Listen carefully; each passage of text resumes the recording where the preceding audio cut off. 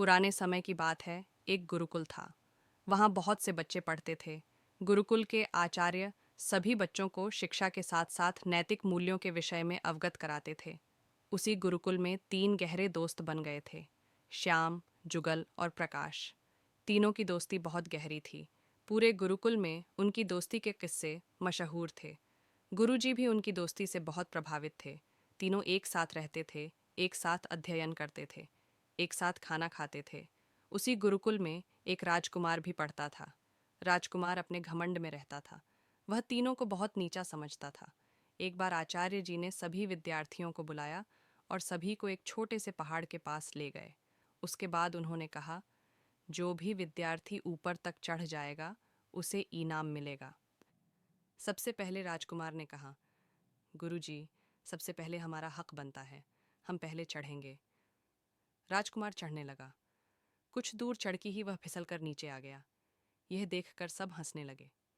राजकुमार को बहुत गुस्सा आया, लेकिन गुरुजी के आगे वह कुछ बोल न सका। उसके बाद बारी बारी से सभी छात्रों ने कोशिश की, लेकिन जो भी चढ़ने की कोशिश करता फिसल कर नीचे आ जाता था।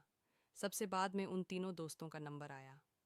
तीनों ने आपस में सलाह की, श्याम देख, जुगल की पकड़ अच्छी है, वह चढ़ सकता है। अगर हम तीनों कोशिश कर गए तो कोई नहीं चढ़ पाएगा। हम एक काम करते हैं, मैं और श्याम नीचे से सहारा देंगे। पहले तू मेरे कंधे पर बैठ जा, फिर जुगल तेरे कंधे पर बैठ जाएगा। इस तरह वह आधी दूरी तक पहुंच जाएगा। ऊपर ज़्यादा फिसलन नहीं है, वह आसानी से चढ़ जाएगा। हम तीनों न सही, एक को तो इनाम मिल जाएगा। ये सुनकर जुगल बोला, ठीक है भाई, जो भी इनाम मिलेगा मैं तुम दोनों के साथ बांट लूँगा। श्याम और प्रकाश ने सहारा दिया और जुगल किसी तरह ऊपर पहुंच गया। कुछ देर बाद तीनों गुरुजी के पास वापस आ गए। उनकी एकता देखकर गुरुजी बहुत खुश हुए। गुरुजी ने एक चांदी की डिब्बी दी और कहा, बेटा, जब मुसीबत में हो तब इसे खोलना। चांदी की डिब्बी लेकर तीनों वापस गुरुकुल आ गए। लेकिन अब समस्या ये थी कि उस चांदी की डिब्बी को बांटे कैसे। उन्होंने डिब्बी को एक जगह छिपाकर रख दिया। उसके बाद श्याम ने कहा, हम तीनों में से जो भी मुसीबत में होगा वह इस डिब्बी को खोल कर देखेगा। इसी तरह कुछ दिन बीत गए। एक दिन तीनों अपने गुरुकुल के अन्य छात्रों के साथ जंगल में जा रहे थे।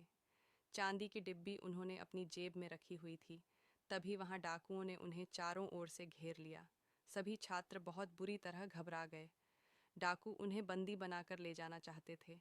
तभी उनकी नज़र राजकुमार पर पड़ी। राजकुमार को उन्होंने पकड़ लिया, जिससे वे राजा से मोटी रकम सोना चांदी लूट सकें। बाकी सबको छोड़ दिया। राजकुमार बुरी तरह रो रहा था। कोई भी उसकी मदद करने के लिए नहीं आ रहा था। जब वे राजकुमार को ले जाने लगे, तब श्याम ने चांदी की डिब्बी उनकी ओर फेंक दी। चांदी की डिब्बी में एक हीरा था। हीरे को देखकर डाकुओं की नीयत खराब हो गई। वे उस बड़े से हीरे को पाने के लिए आपस में एक दूसरे को मारने लगे। मौका पाकर राजकुमार भागकर अपने बाकी साथियों के पास आ गया।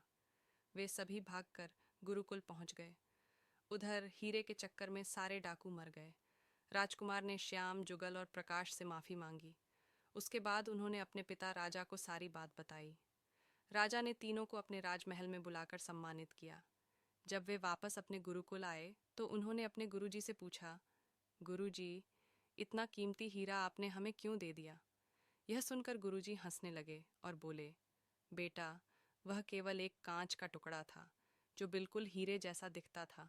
उसका कोई मोल नहीं था, लेकिन वह अनमोल भी है, क्योंकि उसने तुम सबकी जान बचा ली और तुम्हारे दुश्मन को सदा के लिए ख़त्म कर दिया। अगर तुम उसी समय वह चांदी की डिब्बी खोल कर देख लेते तो तुम उसे पाने के लिए आपस में एक दूसरे दुश्मन बन जाते। इसीलिए मैंने मना किया था। मुसीबत में तुम्हें हीरे से ज़्यादा अपनी जान प्यारी लगी, इसीलिए तुम्हारी जान बच पाई। उस दिन जब मैं तुम्हें पहाड़ पर चढ़ा रहा था, तब तुमने एकता दिखाते हुए अपने साथी को ऊपर चढ़ाने में मदद की।